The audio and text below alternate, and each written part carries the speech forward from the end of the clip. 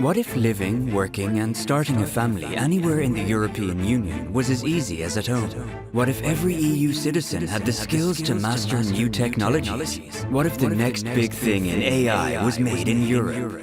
What if governments and private companies worked together to defend us against cyber attacks? What if we embraced new technology to fight the climate crisis? And what if Europe was the place where startups could grow and become the world's biggest tech companies? It's possible. Here's how.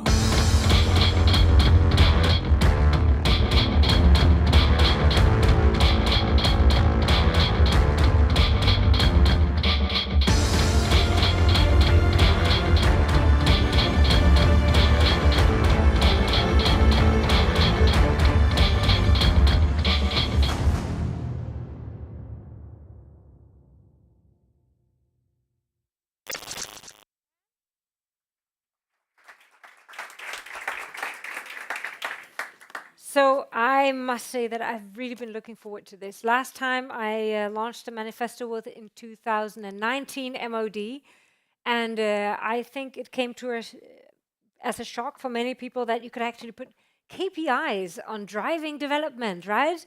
And we talked about green, we talked about digital and health, we spoke about how we could drive digital innovation, and a lot of it was actually listened to from the Commission, from the Parliament.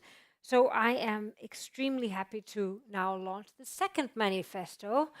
And we know that today we have our distinguished guests. They all have they're up for re-election. And we're going to test their digital kind of manifesto also, if they are like on top of what's going on digital. So with that, let me start by presenting a little bit on what is inside of this Europe 2030, a digital powerhouse. My first question would be if we are a digital powerhouse or if we can become one. And let's, over the course of today, we will be discussing that and we will take all the crazy ideas on how to get there. So what we try to do is to be a really constructive partner. There's nothing worse than people complaining, right? I'll complain a little bit today, so disclaimer. But how do we actually give some solutions, some concrete solutions on how to get there? How do we actually define some KPIs that we can carry together with the policymakers? I think we more or less all have the same goals and missions on this. It's just finding out how we use the different competences in private sector, in public sector, to actually align our mission and go there together. So with that, Europe 2030, a digital powerhouse. Question mark for some. For me, I'm all set to go there. Let's look at some of the solutions and areas. Oh, I'm supposed to click myself. Of course I am. So let's look at some of the 20 solutions. So we have 5 areas, first of all. Let me dwell at those. A competitive Europe. I mean, honestly, we can't have resilience. We cannot have digital. We can't have financial stability if we do not have competitiveness. It's just how it is. So what if under a competitive Europe, we have 20 solutions, but I've just picked a few. What if we, as an SME, I've grown 2 SMEs. What if I could go to one place and say, I'm in health, I'm doing something on x-rays and data and personal data. And by the way, I have IoT collecting, all this kind of data. How do I comply? What if there's one place online that I can just get my answers in not 20 different member states or, even 16 Bundesländer or whatever it is right around. What if we can just get answers one place in Europe and scale cross-border? What if we actually measure ourselves and policymakers, not on how much regulation they can make, but how we actually, are we reaching those KPIs? Are we becoming more resilient? Are we becoming more competitive? Do we have an internal market? So that's one first. Let me go the wrong round of the clock just let's jump to a European society. Fully online public services. I can get my health record. I can pay my tax. No matter what country I'm in, I enter the same portal. I'm served in one place. I can move across border. I might even have a European skills passport. I can tell you one thing. One of my best friends, she's Danish, she lives in Brussels for the last 25 years. Her daughter wants to study in Denmark. She has a bachelor's degree, and she's told by the Danish system, you cannot come back and study because we don't know what competency, but you can start all over. Not very flattering. So how do we actually make sure that we have that mobility, even within EU? We move to the next one, a global Europe. So, like-minded partners.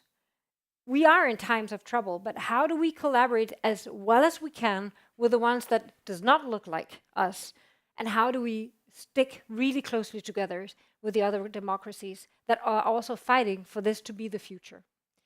How do we make common standards? Let's face it, most of the European companies actually make the majority of profit outside Europe. So, how do we make sure that we have one internal market with them, that we drive the same industry standards on AI, on digital, and all this? Let's look at resilience. Well, with Ukraine, and let's hope that they win soon. You know that we've been very involved, and I want to thank my board for letting me be involved in this agenda and for really supporting that journey. Well, there is a reason why they are resilient. They had a warning in 2014. They understood that they had to move their data to cloud solutions, so they were able to move it out of the country if they were attacked. They understood that all the competences in cyber are in private sector, and that they need to collaborate with private sector on this. So they built a collaboration on digital. Even now, you know, they have an online platform for the citizens to warn if they see Russian soldiers coming across the border, they can tell and notify. There is so much to learn from that. We saw the cables being cut. We saw the mosque being bombed. How do we make sure that if we are fleeing or if something goes wrong, that we have a resilient infrastructure, that we have a resilient collaboration between private and public sector? How can we make sure that even though the policymakers might not know the risks of cyber, that we actually have a check on that regulation? We saw it in the ones who met me in the last days of the Data Act, I was so worried. I was like, are you seriously thinking about giving away data to competitors just like that? And I'm like, don't, on the windmills, all of a sudden they know where we have all the windmills, you know, in the North Sea or something like this, right? So how do we make sure that we always have that check on, is it consistent? Is it cyber secure? Moving up to the next one, a sustainable and healthy Europe. Well, sustainability and health, two of the major challenges of the future, but unsolvable without digital. We are looking at, right now we're discussing, okay, how can we save data in the energy in the data centers?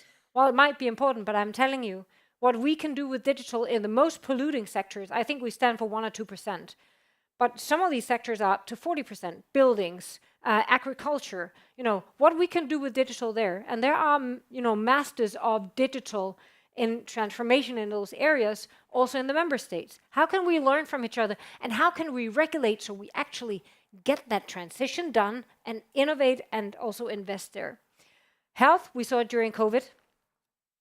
I would say there is nothing as bad as it's not good for something, we say in Danish. And COVID did make a leap in digital in health. But we need to continue that. We cannot fall back to, let's not do more.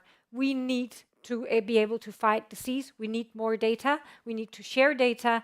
And we need to use data much more actively. So with that, those 5 areas, I actually see that we have people. I just realized that I have 4 brilliant people who has actually been totally on this agenda. We have Morten Løkkegaard, who is working on the internal market. We have Mia Petra Kumpulanatri, who is working with the EU, US, and the global Europe, and many more other things. We have Mr. Börslager, who is working on green and on the workforce. And we've been discussing a lot on the workforce and how we could create much more flexibility, long-term residence, all these kind of things, because we need that talent. Our industry more than anything else. And not least, Mr. Voss, of course, Mr. Digital. If there is a digital file, this gentleman is definitely on it. So let me look a little bit into the next one. Where are we right now? So here are 5 of the 16 KPIs that we set. 20% of the world's biggest tech companies are European. Right now, there are two ways of calculating. If it's market cap, well, okay, we only have 4. If it's of revenues, it's around 10. But we still have a long way to go. And it's not getting easier because it's becoming more and more difficult to scale in Europe. 30% of SMEs trading across at least one European border. So apart from the staff in here, I'm going to make a guessing competition. How many think that trading across border is less than 10%? How many think it's between 10 and 20? Above 20? The rest, or they don't know. Okay, 1. Okay, it's 8. And it was the same. In 2018, it was exactly the same. So we're not moving in the right direction, but it will not give up. So, of course, then, how many companies actually are using AI and data? How many companies are actually using cloud, big data services? And last but not least, do we have 100% public services available online? To me, it's a question for the member states where they haven't started, basically working even more together and aligning so citizens can go seamlessly across border. And remember to read the last 11 also. Okay, so some people might say, let's regulate our way to success. I might slightly disagree with that, but okay, not always. I think we really have seen a lot of good things. We believe that we should have standards in AI, that it's very good that we have a horizontal framework for cyber. No, the devil is in the detail. But one thing is for sure. If you are an SME looking at this tsunami of regulations, 40 regulations since the last mandate has hit and more to come. It is not easy. And if you then look at how they are implemented, oh boy. I mean, one thing that our members just answered was that their cost of compliance, even before the implementation have started over this, has grown by 20%. And I'm telling you, I put my own money in my companies. And when you put 1 crown or €1 into a job of a compliant, you don't put them in an innovator or a coder or a young person who wants a career in tech to save the world in green tech. So there is a trade-off here. And how do we find that balance? I just want to announce one thing here. In the Masters of Digital, the 21st of February, we will announce a big study where we are looking at exactly every overlap there is on digital regulations, all the institutions, how they overlap or should be overlapping more in competences, and come out with a suggestion on how we can streamline this across the board. So, a lot of good things there. There's too much, and it's too difficult. It's making life extremely difficult for companies that are there to innovate, to make healthier Europe, to make sustainable Europe, to make a safer Europe. Okay, so where are we at? Let's take a status just before we start our TV-style debate on the Powerhouse. So right now, I mean, we would say no resilience without competitiveness. If we do not have competitive companies working hand in hand with the public sector, it's going to be pretty hard to be like a market-driven economy, right? And it's going to be pretty hard to be resilient if you have no supply chains. We all know that the last companies actually making the liquids for the solar panels are no longer European. So we want to move to solar energy. Well, we need to make the market conditions. We need to make it easier to get permissions, to invest, to scale, to get talent. So, 40% increase in cyber attack. Huge problem. Major problem. We cannot regulate our way out. We lack 300,000 advanced specialists. There is no way that we can do that in public or private sector alone. We need basically to solve that problem. We also have an uptake of 8%. The Commission said 75%. We have a way to go. I know there's a small increase, but it's kind of teeny. So my idea is, why don't we define those KPIs together and we measure our success? We said, how much can we do in 1 year? How much can we do in 3 years? How much can we do in 5 years? And maybe we don't need, maybe we don't need 16. Maybe we just need 5. But I believe if we have common goals, we will reach them. So, With that, you know, there are people, there are actually decision makers in the parliament here today. Let me welcome on stage our honorable guests. First, Mia Petra Kumplanati. Please welcome on stage. Morten Lykkegaard from Renew Europe, please welcome him on stage. Axel, please be my guest. And last, but absolutely not least, please join us, Damien Boeslager. Yeah. So, before we start this, should we hear what the audience thinks? I would like to actually just, you're sitting on like a QR code, right? You might not be sitting on it any longer, but if you scan it, you'll go to a Slido and you will have a poll. So the poll is the maybe, oh my God, they're not convinced yet. Is that one? So do you believe in Europe's potential to become a global digital powerhouse by 2030? So let's look at the results and see how it goes. Maybe, oh my God, they're not very convinced. Yes, okay, countdown. Don't be a maybe. 10, 9, 8, maybe 7, 6, 5, 4, 3, 2, 1. Okay, okay, okay. Ooh, so, okay. Cut it. So, you have a tough task today, ladies and gentlemen, right? Oh, I mean, still. Moving.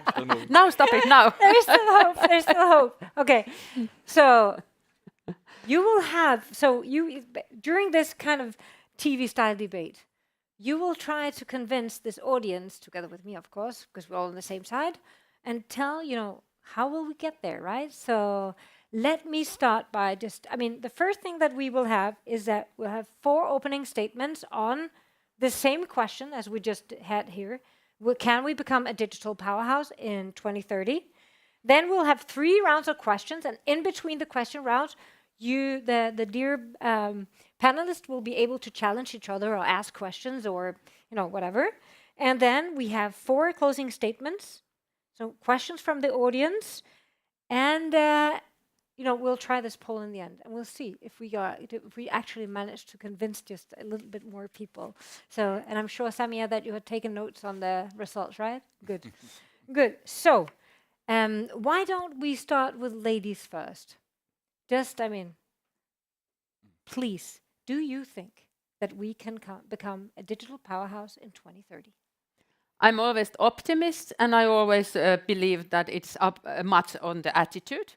And Cecilia's attitude is great because you need to believe and you need to want to deliver. So that is the first answer. And also in the digitalization, there is a lot of attitudinal differences that should we also, for example, digitalize public sector. I like it very much here. Sometimes we tend to think that it will lag behind and the only private will do, but then it really should be there to be effective as a basis for the society too. I was underlining a lot what I saw there, but I still would like to see European innovations. Maybe you can still adapt that one or tell me where it is hidden there, because that is also what we need. And then innovations will grow, and then adaptation is the part of the attitude. So once we push for the European innovations, there should be also demand for that. And that has been quite successful, for example, on the climate legislation, that you say, hey, there is a market, or the biggest market in the world, 17% of the global GDP is here. We can turn the boat to have the demand for the green technologies. So why not more also on digital? And that's why I also think that the states and public sector can also show the way, pave the way, and not to be old-fashioned and outside. So everything starts from the infrastructure, And that, I think, the regulation that we have been doing has been pushing forward that one, that please do your 5G rollout, please get everybody on board, do not leave anybody behind. And then also the second layer is then the people. But unfortunately, education is on the national competence, but at least we can push it and cry out for those 300,000 cyber educated people and people with the knowledges. So this is to start with. Thank you so much. Look at it. I mean, the timing. My God. So, I mean, Morten, do you think you could keep the time also? To live up to that? I don't Yeah. know. No, Should we try? I wouldn't be so sure, but I would start at the very same point as me, Petra, because I'm also a born optimist. I really think that we can do this, and I'm not half as enthusiastic as you are, Cecilia. But anyway, I think it's good enough in the sense that. When I went into this field of digital some years ago through the internal market committee, I was like, "Oh, do we really have to worry about this? I mean, this for kids." I mean, but I was wrong as always. So we went into this, and we now I think I counted. You have your own figures, so they're even worse than mine. But I think I counted 18 to 20 pieces of legislation within 2 years, just in my committee, crossing my committee. So it's of course what we really need is a detox. We need a regulatory detox in the sense that we need a pause now, so that the companies can adapt to this. You were touching upon this yourself. I think it's mostly needed. Do we need less legislation? I really don't know, because I think most companies would agree, and I talk to a lot of them on a daily basis, would agree that we need regulation. You were saying that yourself, but we need better regulation. And we need to have an overview, and we need in order to do that successfully, we need a pause. So my first point would be, let's have a pause. We might get that now because we have elections, and normally you can do nothing within a year when we're talking elections. So we might get this pause. Next point would be, we need enforcement. It's not the laws that are the problem; it's enforcement of the laws. And I must say, when I look around the European Union and the 27 member states, it's really a very diverse picture, to say the least. So in order to be successful, in order for the companies not to be frustrated, and I do understand this frustration, we need for them to see that we can be successful in enforcement. And that is up to, You can continue. Okay, just one point more. And in order to make enforcement work, you need people. You actually need a commissioner for enforcement, and that is basically what I would suggest to a start. Let's have this super commissioner. Let him be part of the management, like Margrethe Vestager and Timmermans, because we need one really hard digger, one that can actually enforce this also on a personal level, so when talking to von der Leyen next time they meet, so that all the good stuff she mentioned in her State of the Union speech would actually come through. Because that's what people are worrying about just now. She said a lot of nice things, but will it come true? Well, maybe we start with, maybe Axel can say that something. Yeah. Why don't you take over, Axel, then? Please. Yes. Can we become a digital powerhouse? Enforcement, infrastructure, innovation? I have been very optimistic at the beginning of this mandate. I was very enthusiastic. But seeing now the reality and what we have done in these 4 years, a lot of regulation, but I do not see that we are coming forward. So if we would like to be a digital powerhouse, we need to have this will of digital surviving. We need to join the forces in Europe and coming up with joint projects. I can't see it differently. If this is done all by one member state or one company, I do not see that we are then might come forward with. And here I totally think we need the political courage also in the Commission and in the Parliament, and not trying always to approach everything what we are doing in a fear-driven approach, that we are then overburdening everything what we are doing, and there's a kind of a complex situation, and the AI Act is not this easy way forward. And so far, what I'm seeing, I would say, yeah, it's more than less, a little bit less like the data protection regulation, and this is already a heavy burden. And especially if you're coming to Germany and this interpretation of the data protection. So, and there also we need also to come forward with the modernizing of the data protection regulation. Otherwise, I can't see how we can easily move forward with data. The health sector, for instance, yes, we are trying now to build up the European health data space, but probably this might also too complicated already. Thanks. So, Damien, Yes. your turn. Can we become a digital powerhouse, and what does it take? It's always nice to go last, but since this is a debate, a TV debate, I want to say vote Volt, and then it will be possible. A digital powerhouse. I think there's a couple of things that have been mentioned that we need to look at. I think the first thing I have to say is that when you have regulatory intent, one intent can be to become a digital powerhouse. One intent can also be to safeguard citizen rights. And I think to understand that these don't always overlap is also just fair in our communication. But when you look at building a digital powerhouse, I would very much, as you did, look from the perspective of the companies that we are regulating and that need to innovate. And their bureaucracy is one of the things that is often mentioned, and to build a one-stop shop is something that we're also proposing in our manifesto. I think it makes a lot of sense, maybe also to provide English as a second language, administrative language, or third or fourth in all member states could be a very good approach, at least for companies to be able to expand more easily and not only have to go to the US to expand first and then come back to Europe to then get the single markets. I don't think that makes a lot of sense. Then when you look at the other factors that people mention, talent, access to talent. 7 out of 10 companies in Europe can't grow as much as they would like to because of lack of talent.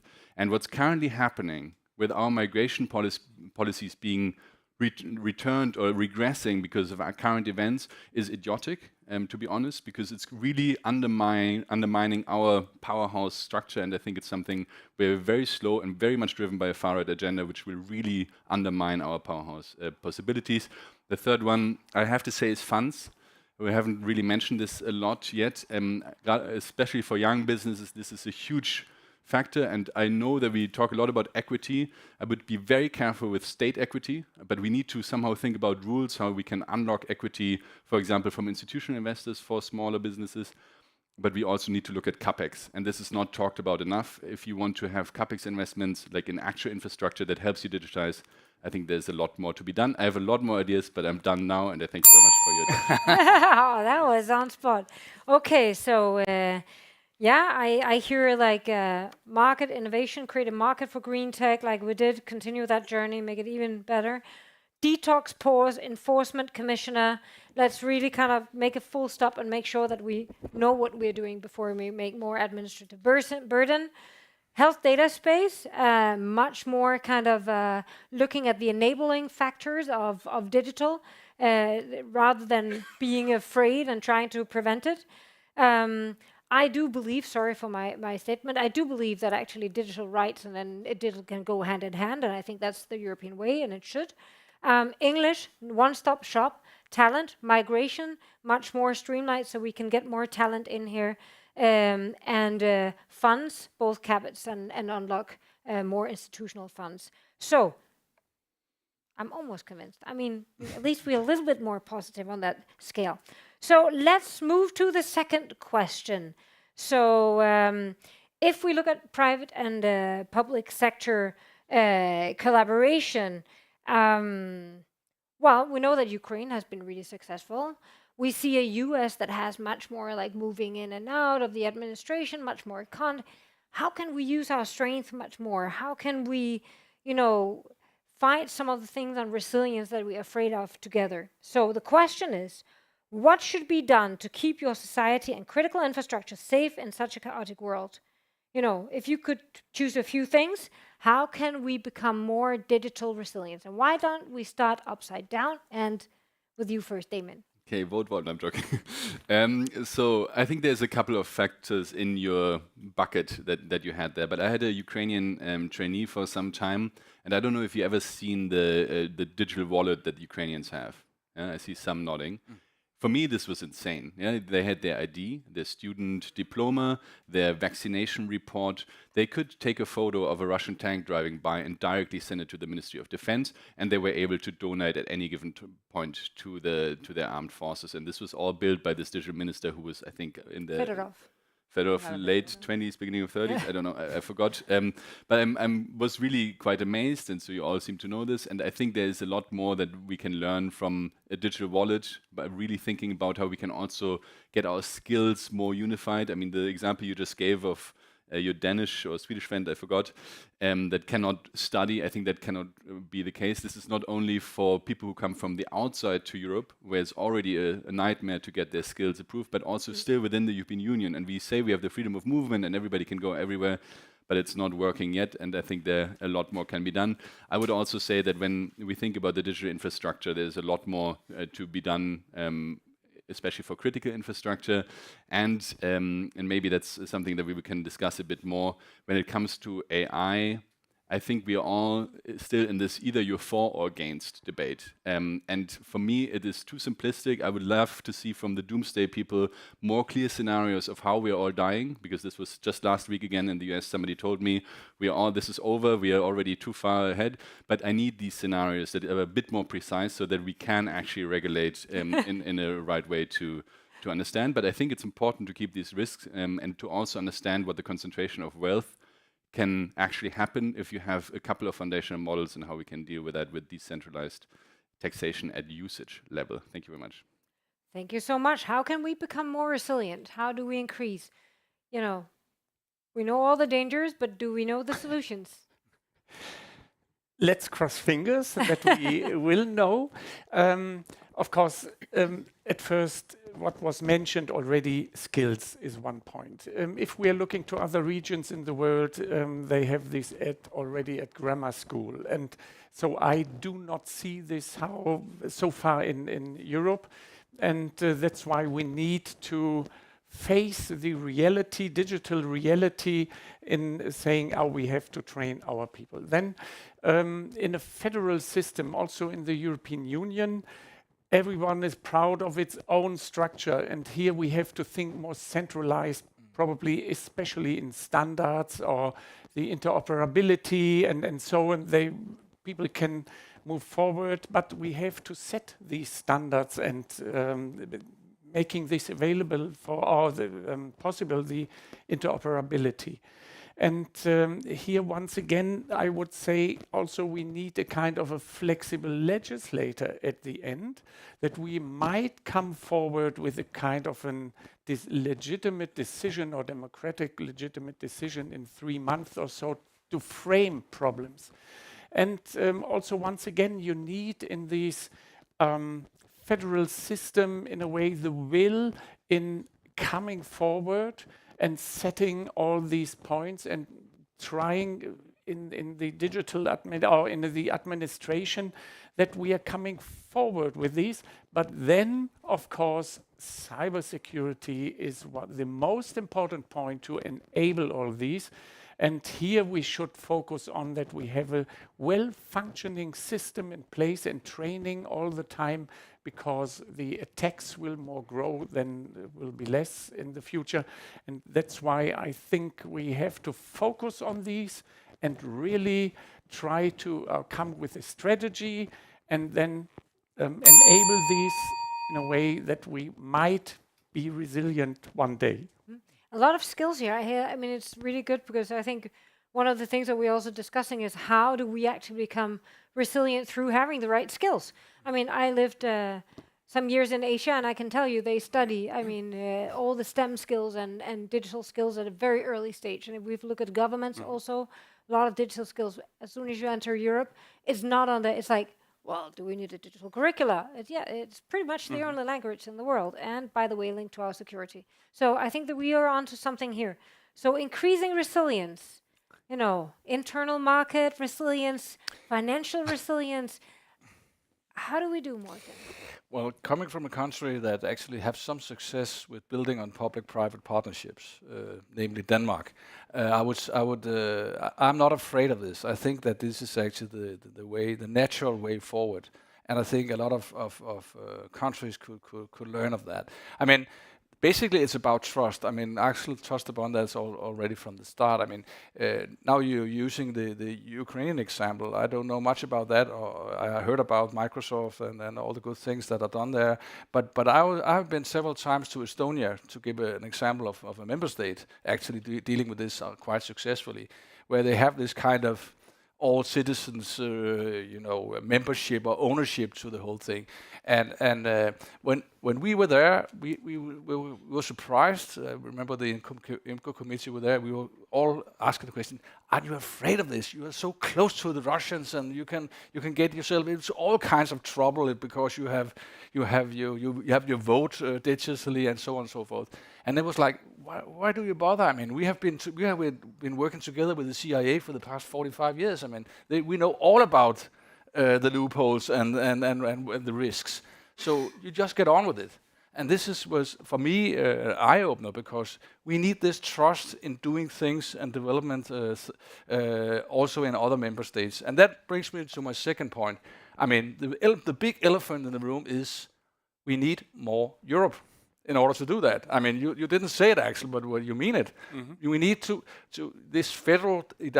Let's not use the word federal, but let's just say that in order to have more skills and to work with skills, we need to have some kind of competence in Brussels to do common stuff on skills. And that is the elephant in the room, because we need to have more Europe in areas which we're not traditional used to have these skills, these competences. So there's a big political debate we need to have on this. Learn from the masters of digital and not being afraid and actually looking at what they are doing and how they use it. And more Europe, a license to act on the most important areas of digital. So, I mean, if somebody knows anything about resilience, it's definitely are the Finnish. I mean, that's let's please share your ideas, Mia. Yes, if you look at for like infrastructure side, then we know something, the cables under the Baltic Sea, who broke them by accident or not. So this is a very, very actual debate at the moment. But then also we know that there is like a third wave of cyber attacks going on. What is the best vaccination? It is that the knowledgeable people. So I would also say that never underestimate the digitalization, the skills and education. But what is needed for the future education? I was yesterday also commenting the World Bank report on the new skills needed for the new transition and the digital jobs. So it is to invest on people, because digitalization is a lot of infrastructures and others, but if we lack also the knowledge, and I also want to say not only the specialists or cyber experts, we need citizens to be vaccinated against cyber war that we are actually going on at this stage. Ukrainians know it. They know what they fight for. If our, not only young people, but even our age people use time in internet or the social media on what they use, and the influence is there. I came directly listening to Maria Rosa, the Nobel laureate, who is speaking, and I quote, that if we don't have facts, as anybody can insert anything, then we don't have knowledge. If we don't have knowledge, we cannot have trust. And without trust, there's not democracy anymore. So, yes, sometimes we need to look at the content, where we are, how we are using that, because the best vaccination is the educated people with the right to have right knowledge. And I think we are doing that quite good even in Finland. So all those tries on the fake news and whatsoever, they are less impacting when you know where you are. And I think the Estonians have that very clear as well. So that is a little part of the resilience as well. So this is the human part, and then you have the infrastructure part, and both need to be looked at carefully. Yeah. So just dropping an idea, like I was thinking, are there actually certain critical skills that can be the responsibility of the EU? I mean, are there societal skills that are too important not to collaborate on? would be my question. And I definitely could mention, 3 or 4 areas where I think that could be the case. So let's move to being competitive. I mean, we said no resilience without competitiveness, right? So are we competitive? Do we have one market? I mean, companies are, let's just imagine in 2030, the statement is, Europe is the best, coolest place and most easiest place in the world to make business. How do we get there? To boost our competitive edge.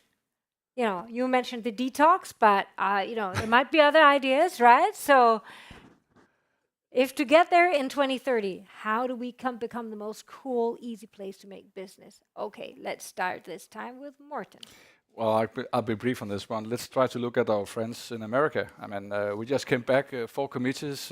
Some of us were actually there just a week ago, where we discussed very intensely the AI, the executive order from the president. And I must say, and I'm not, making... My American friends are also making a lot of mistakes, for sure. But one thing they get right is the innovative parts. I mean, again, from the very start, and I wonder why they have this trust, but they have trust in their system and in their companies and innovation from the very start. And this trust builds the whole system. And it has done that from the very start. Our risk-based approach is, of course, very nice to have, maybe also need to have in this situation. And I think we are also inspired then to come up with a certain risk-based approach. But on the other hand, we also have to take some inspiration from them. We will never be the US, and for certainly we might not need to be the US, but we need to take some inspiration from this system right now, because otherwise we will end up in this, this mess of 27 member states, which Axel also already touched upon. I mean, a system where we do not have a federal system, but we do not have the opposite as well. But so we are in between. And this is going to bury us in the end if we don't take inspiration from other parts of the world. More trips to the US, more talks, a transatlantic dialogue would be my first suggestion, because and we could take AI as the big example. I mean, AI is coming now; it's all over the place. Everyone is inspired by it. So let's listen to the Americans. Cool. Let's learn from the best on a single market and growth and innovation. So let me move to you, Mia.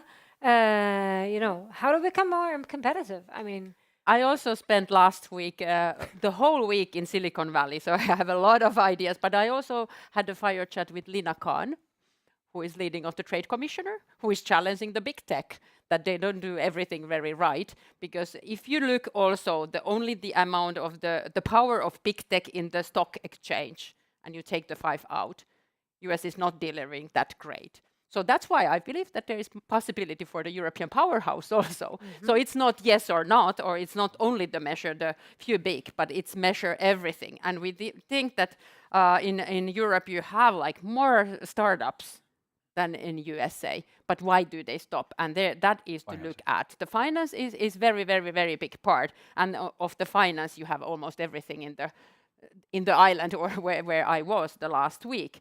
So, but also I think it's getting a bit better that we have had this TTC. It's not great delivery of everything, the Tech and Trade Council, but at least we have like converged. We have even MEPs meeting with each other, because earlier we had it only on trade, where we tried to make the trade agreements. Now we try to make some convergence and understanding even on the legislation. And I read the executive order, quite powerful, that companies have to report the government on the risk-based solutions. How did they do the tests?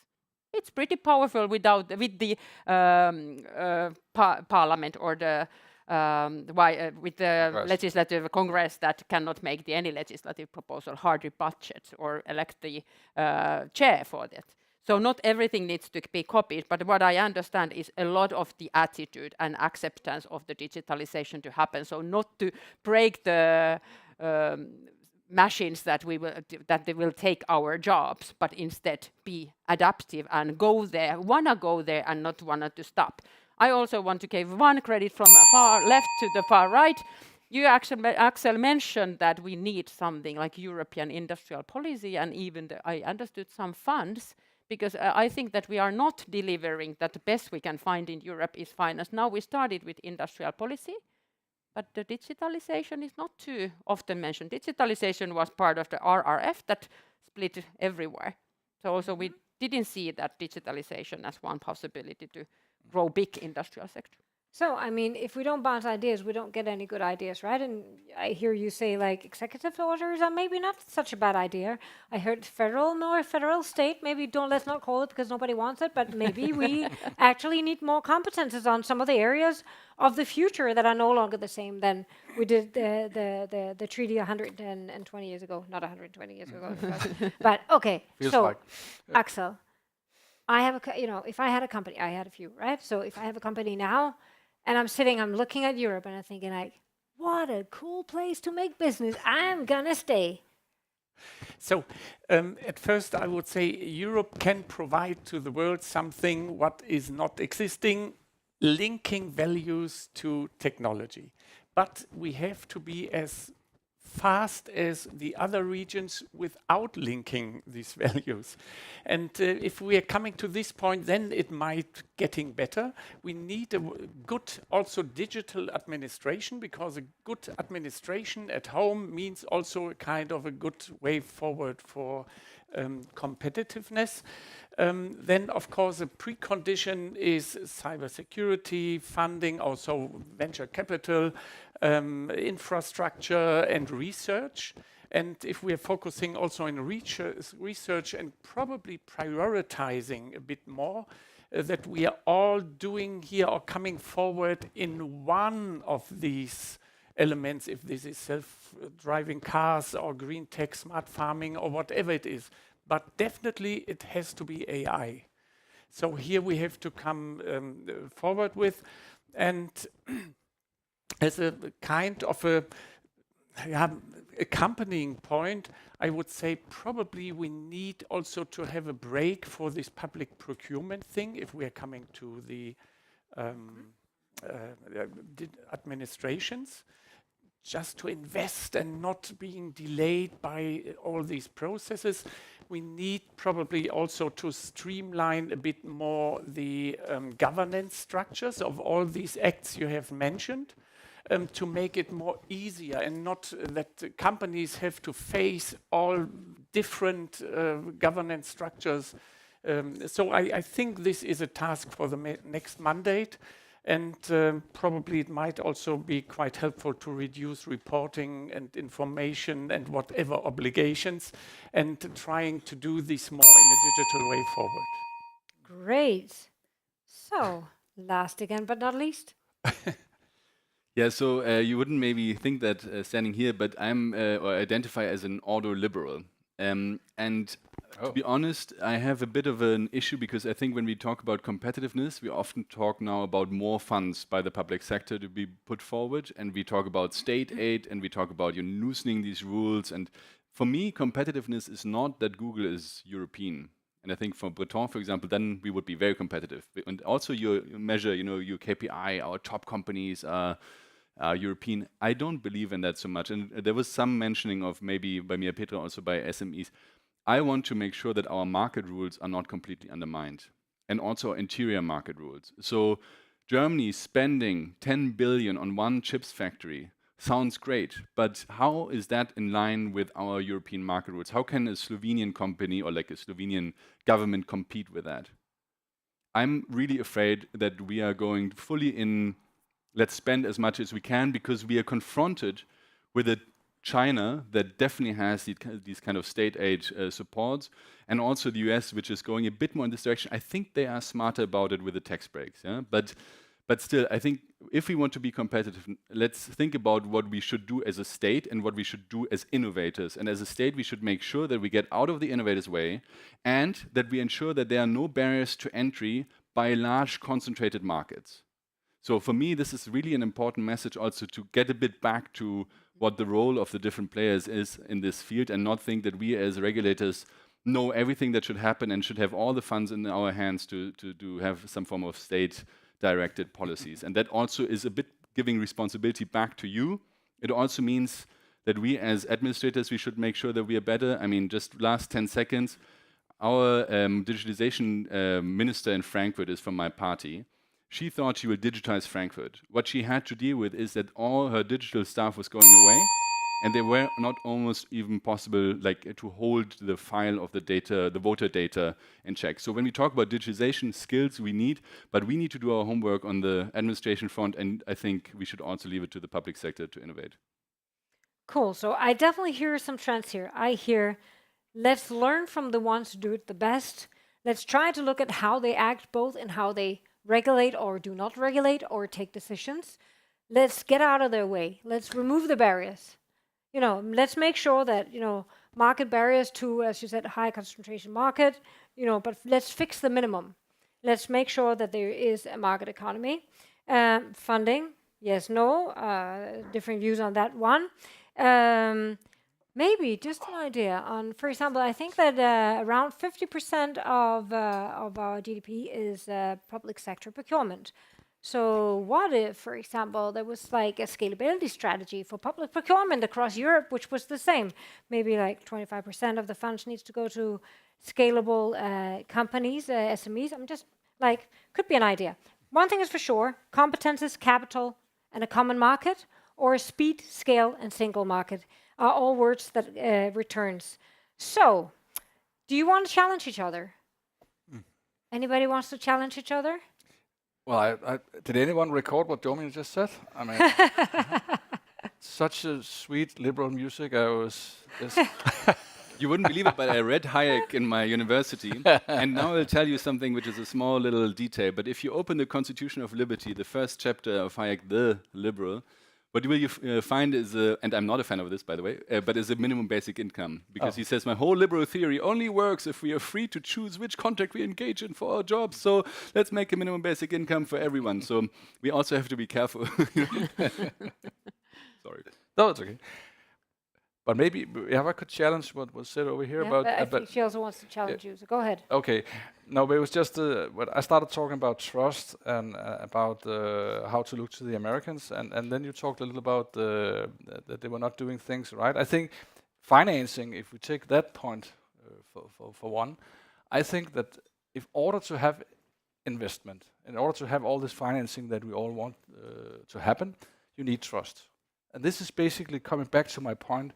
And I don't think that you addressed this one. I mean, if we want, if we can agree on, we need much more financing of European SMEs and European startups and so on and so forth. We need to go, in my point of view, we need to go a lot further, creating trust, not creating legislation as such, but creating trust for the companies to invest. So I miss this link in the arguments. Yeah, I actually only mentioned that the finance is concentrated so much in Silicon Valley that many live there also for that, not only for English language or for avoid the legislation. I also think that even we were not having the big champions that many before this legislative term. So if that would be true that we go only down, then it's also a challenge. But then also I think that many legislative parts have been there to legislate not to have monopolies. And I think Damian also touched that one. That do we want to have monopolies or market economy? And if we do have a market economy, so that there is not only 10 people here, because only 10 companies take everything, that is the challenge. And also, I think that in the trust, it's also having the foresight that where we are going and knowing. So I think we have branded ourselves quite good. We, European democratic elected decision makers from EPP until here, we said that values play some role. So then that is at least the quadrail for digital innovations. And I was happy to see that on AI there is a global governance in UN, there is ethical body nominated, executive order is risk-based, OECD is giving the rail, and we do the legislation. So we are having this coherence, what is also predictable for companies. Okay. So you can challenge next time, right? If not, I'm running out of time. I see Chris all nervous and sitting on the edge of the chair. So yeah, exactly. I don't know what time it is. He says like, you need to be finished by here. And I'm like, what? I don't know what time it is. Okay, so let's move to the third and last question. If there were two things that could bring tech closer to the citizens and help companies access highly qualified workforce, and we just agreed on we need more skills and maybe more mandate. Maybe there are some critical skills that needs to be handled on European level. But are there other things that we can either kind of bring citizens closer to tech and where we can get the people that we need in the society? And this time, why don't we start with you, Damien? It makes me very happy because it's a topic I've been working on for some time. So the EU Blue Card Directive is one that I also negotiated. It came into place now also on the member state level, and it actually allows that you bring tech people here without a bachelor or master's degree already. So we have a European tech visa, which is pretty cool. The second thing, I'm currently negotiating the long-term residence directive, and today France again started blocking this, which is very dangerous because we need to have a unified European labor market for international talent. The offer of the US of a huge market is just more attractive. And if you start in Bulgaria and Sofia, and then you can't move to the other member states, at least after 2-3 years, then this becomes an issue because you just, as a European Union as a whole, you're not using your full potential. And I'm very happy because a law that I proposed as a pilot project, the EU talent pool, is going to be proposed on the 15th of this month. So this is basically the idea that international talent can register their interest to work in the European Union. And that's really cool because then basically we could match that with European employers or vacancies. I'm just telling you that there will be a lot of work needed also from your side because there are a lot of countries that actually want to restrict this to less geographies. So just certain countries that we like can send their talent, which makes zero sense if you want to build a platform, or to certain skill levels or to certain industries. If you build a platform, you want everyone to go to this Make It in Europe platform to register their interest and to be able to then be matched with vacancies. Then we still have the national level giving out those visas, but at least for the match, let's make sure it is as broad as possible. I think there's a lot to be said about upskilling. Here we have the issue that what can the EU actually do when it comes to education? And I do believe that there is citizen education in the digital sphere where we have to do a lot. There's also coding lessons and so on. And I think we might need to have a discussion about what can Europe do in the schools as of today, and not only in universities and via the Horizon program. I think this would be my point so far. Axel, your turn. So, if you're meaning professionals, bringing them closer to us, then of course we need probably to change also some structures regarding funding and so.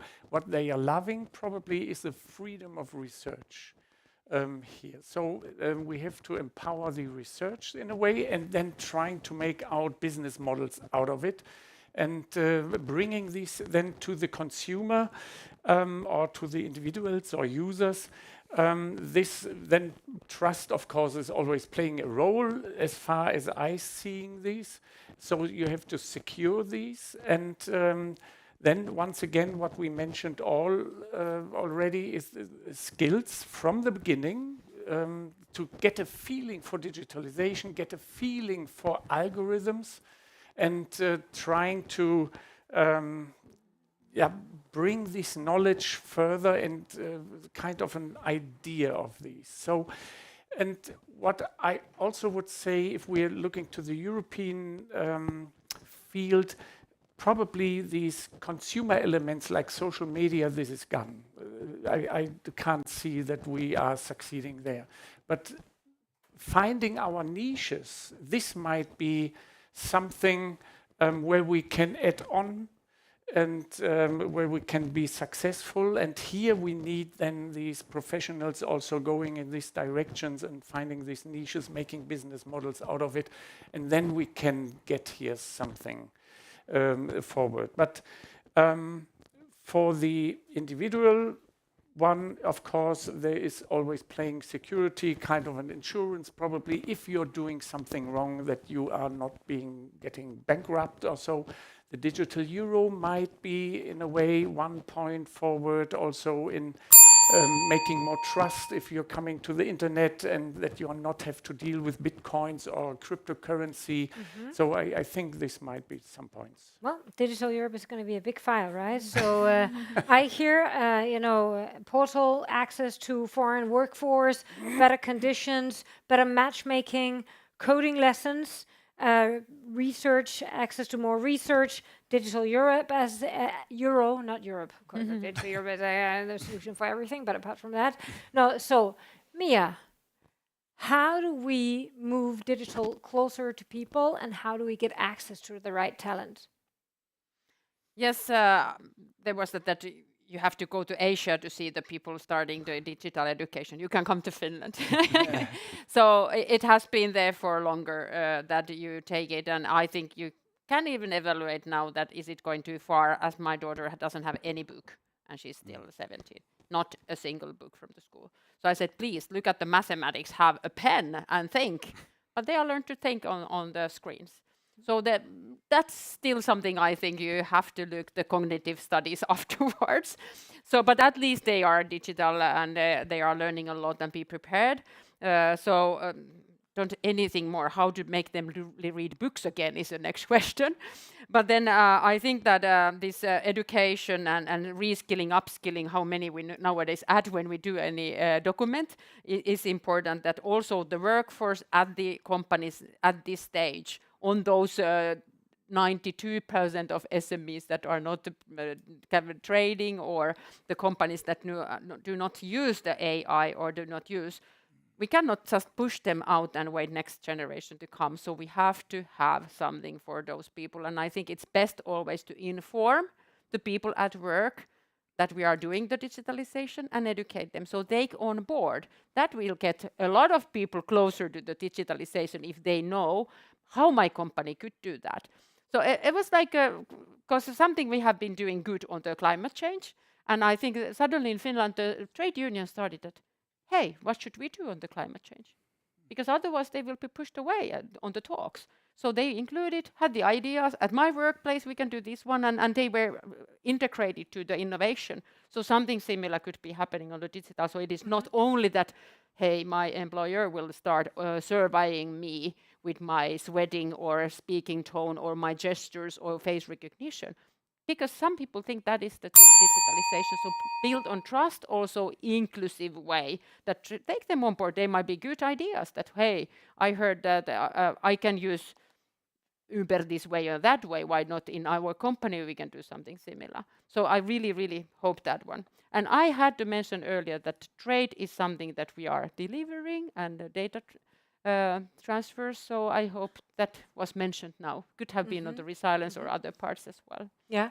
So mandatory tech skills in schools and three-party negotiations, bringing the unions along to integrate it also. Because I don't want to see them striking against this one. No, but certainly strike all the time. I hear. No, but that's why you take it. Yeah, Never mind. So one thing, but it's a very good idea. I think it's a very good idea. Of course, if we don't bring them along, it's just a danger. But should there, so maybe also a mandatory like tech education for policymakers? No, just an idea. Anyway, Morten, what's your ideas? Well, just firstly an anecdote, because I was inspired by what you just said. In Denmark, in my municipality, we just introduced the policy of taking the iPads from the babies. Because in the kindergartens, they all have iPads. So they all start their learning process in the kindergartens. And now people realize that so many hours in front of an iPad is not good for youngsters with 2 or 3 years old. So we are kind of coming back to pencils and drawings and stuff like that. But anyway, I think that you provide us with some figures with, I think, quite outrageous. I mean, saying that about 45% of European citizens lack basic digital skills. I mean, that for sure almost delivers the answers, because of course we have to talk about skills. And we have to talk about skills from the very early days. And I would agree that I think our political responsibility is to sort of open or reopen this debate about what can we do on a European level when it comes to some kind of common policies in this area. And it's in many countries, including mine, it's a no-go area. You don't walk into this mining field. But anyway, I think we need to do that, and I think times are different now. 10 years ago, when I was the vice president of the Education Committee, Culture and Education Committee in the Parliament, I mean, we didn't even want to mention this, but today I think people recognize that we need to do something also in this field.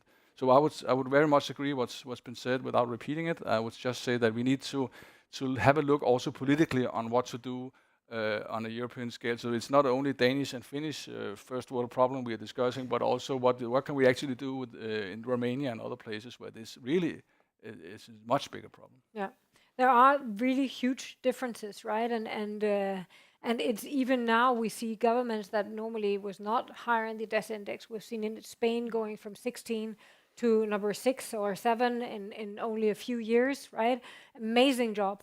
So it's doable, but how do we do it at a European scale? I think one of the conclusions is skills, skills, and skills is actually one of the answers, but there are no mandates. So, voila.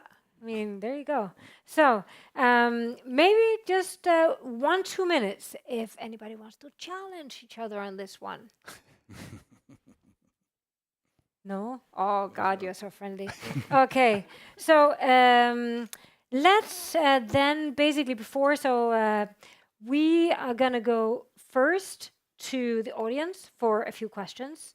So let me look at everyone. I have a question that I will start with that it was online. Survey, we asked for questions before. While you think, I will only take 2. You'll only have 15 seconds to post your question. So don't go, I would like to elaborate on this comment. Just go like question, right? So while you are thinking, I'm gonna make another question. So now rolling out something like AI Act. Do we need 27 different institutions, or do we need like also 16 in Germany, or can we have only one? Can we do one institution for all the companies so they can go in one place, or do we need one in each member state? So, good question. Who wants to answer? So, normally one would be enough. They have to interpret the text or the provisions in a way that this is valid throughout the whole EU, and not what we have had in the mistake with the data protection regulation, where everyone is interpreting this differently, and then you need something to coordinate. So this is not the way. So I think this is possible, but of course you need still administration in your region, and then observing or governing these the whole provisions, but one interpretation, and this is the way forward. So one interpretation, but multiple institutions. Anybody else wants to answer that question? I think it's you point directly at a very, very difficult question, because I think most of us would want to answer you one is enough, like you just did, Axel. But the reality is somewhat different. And I think we are not at a point right now where we can be sure that one institution would be enough as it is. I would surely hope that we can end there, but we need to be much closer to the interpretation as Axel was just talking about. I think it would be a bit dangerous to give a guarantee of just one institution where we are right now. Maybe we can use an algorithm to make it more efficient. Who knows? Maybe even look then afterwards that if we do we are the legislators, and if it stands that there is an AI agency or body or whatever it is, that then also look afterwards, because even what is the paper mug cup? It is different in every country, even we have one legislation. So this is not durable. And then I think that the single market is something that is celebrating how many years we have had it, and then we want to celebrate it, and then this is the reality still. And on digital, it's the most stupid one to be breaking in so many parts. So I think that the one-stop shop was challenged sometimes from Germany. So now we have 2 Germans on here. So maybe we are taking progress. Because that was something that I understood. It comes from the historical memory that if somebody knows too much about you, then you don't want to share the information. But it shouldn't maybe go for the companies anymore. And so I hope a lot that this will, the coherence of the single market will be there. That is also, I think, one of the very, very big challenges. I think the Damian touched it, that the state aids and single market, and if it's not any more market that the best is the winner, but then the biggest state is the winner, we will lose also the European competitiveness. I think there's very often the situation that we say, oh, Brussels is so complex, they want to put it in all the 27 member states and so on. And when you look into it, you understand it's the council who is not willing to give up certain competences. And I have seen this throughout all the regulation I've worked on, and digital regulation was no difference there. So I think to be daring and to say, let's do one, and then let's see if this is really delivering worse than 27, I would rather go in this direction, especially for AI. As you said, it's a digital field, and yes, you need to understand local contexts, but it's also not, rocket science to take some people from each nation and maybe bring them together in one unified agency. Yeah, I mean, it seems from a private sector perspective, it seems extremely inefficient if you want one single market to basically regulate on a regional level. I mean, to me, it doesn't resonate. But okay, we're getting there, right? I mean, somehow we need to I think, make it more efficient. So, turning to the audience, are you ready with the mic? Yes. Okay. Yes, there is a question from a gentleman here. Just a question, what is the political your political party's priority when it comes to digitalization's nexus with green transition? Mine, you mean? All four. Okay. I mean, Okay, No. very good. I mean, you're taking all the thunder, but okay, let's have it. Green and digital priorities. Let's go like 15 seconds, tack, tack, tack. Yeah, it's a twin transition. It doesn't go one without the other, so it is the natural. And then I have been personally pushing the idea that we have to be brave to invest on the digitalization and data, because that will help to reduce the emissions from the other sectors. Anybody else? Well, I had to be very dull here. I actually agree with my social democratic colleague here. I mean, you can't have one without the other. I mean, the one is prerequisite for the other. So this, I think, in order to make the green transition a success, you have to be totally digitalized. Yeah. That's basically what the short answer to that. I agree. Okay. Do you disagree on something?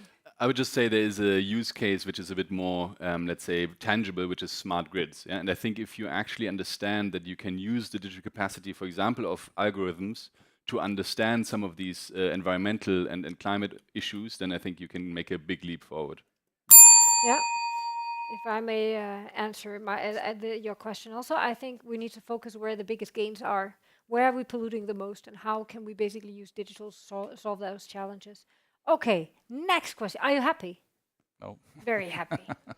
Okay, next question. You'll see. Yes, Technology Industries Finland. Wonderful panel. Actually, I hope we get some different points of view. Can we go forward in Europe without touching the GDPR? Aha. Yes. Mr. GDPR, please. Mr. Anti-GDPR. No, I would say we have to modernize it as soon as possible. And here, once again, I see the lack of political courage and will in coming forward, because we are always interfering. So AI, and you need a lot of personal data to train your algorithms. And so we need to solve this. I think the answer was no. He wants to open it. Damien. Look, I'm not a data privacy expert. I have to say this up front. From what I learned from the Data Act, I think there's interpretation issues when it comes to general or specific consent. And sometimes I feel that Germany especially is being more papal than the Pope when it comes to the interpretation. Oh, but do we actually need to change the legislation? I'm not sure. But It's he's in the saying how, he not in the agrees what. with me. No, I'm not. Orson. Well, let me be maybe even more provocative here. I mean, if you didn't have GDPR, you have to invent it. That's basically the starting point here. So we and I can assure you, in Denmark we had. I mean, it's a mess. But it's In 10 years from now, we will say it's about details. We are discussing about details. Sorry. So it's there. Live with it. Yeah. Clean it up. Yes, we can continue being the value-based continent. And we want to be. And there has been like copied exercises in California, in the USA, in even China, they use that name. So it's a good brand to create something that you can trust on. I will ask every company that why you cannot live with that. Okay, that What was, you are intending to do. That was three questions in total. So just saying one thing. We talk a lot about values. It's very hard to be value-based if you don't make value. Just saying. Anyway, so That's a good thought about this.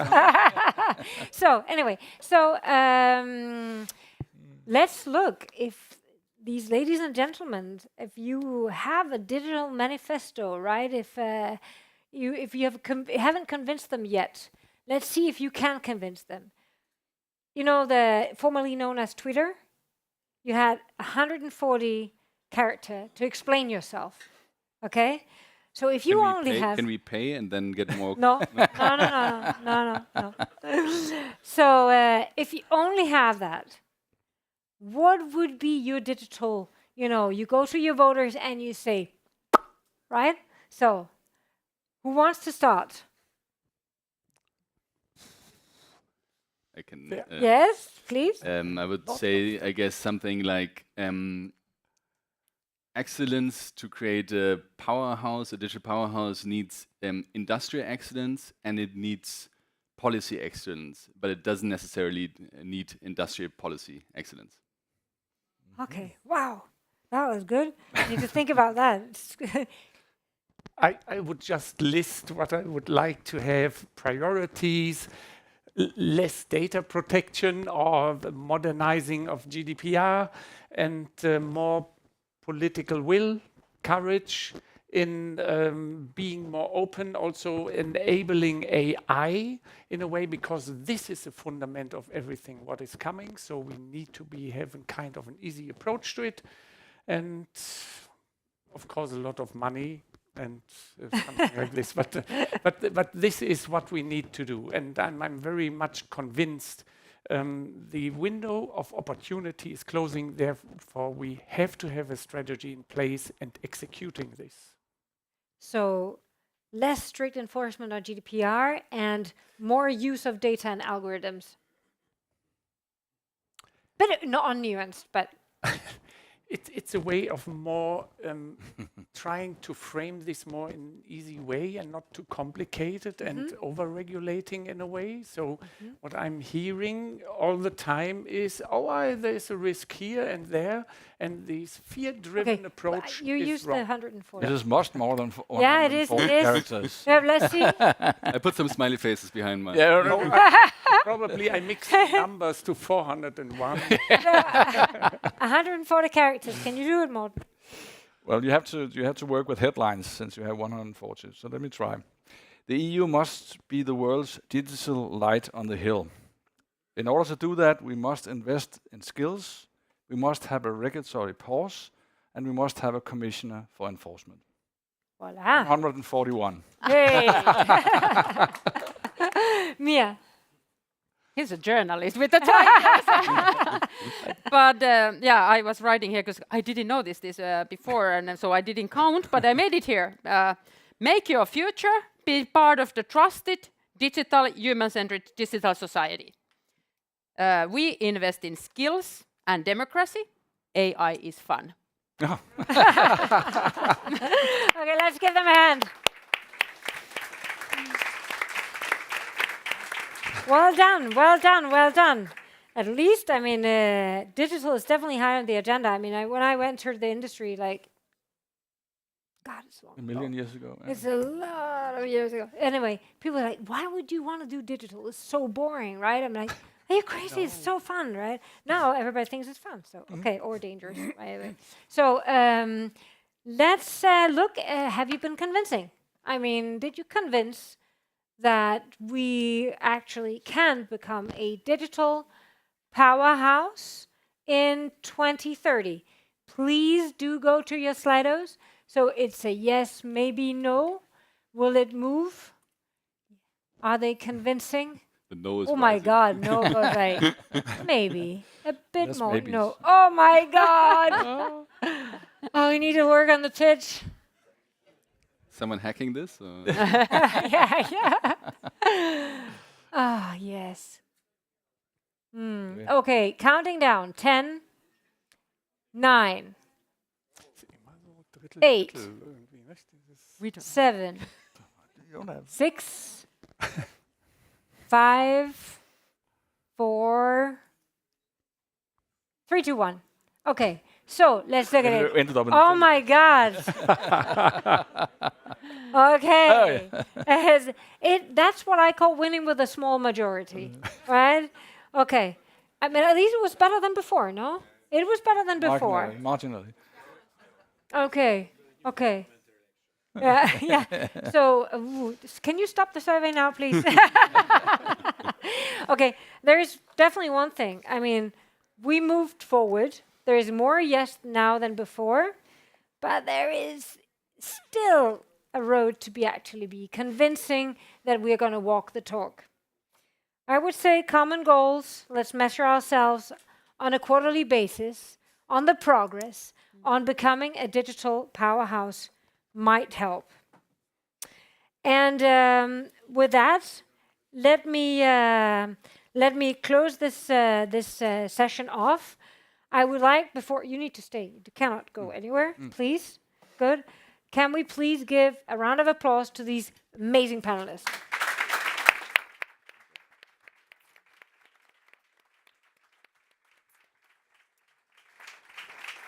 And with that, I just want to say it's actually not only a launch of a manifesto, it's also a launch of our new offices. We've grown a bit.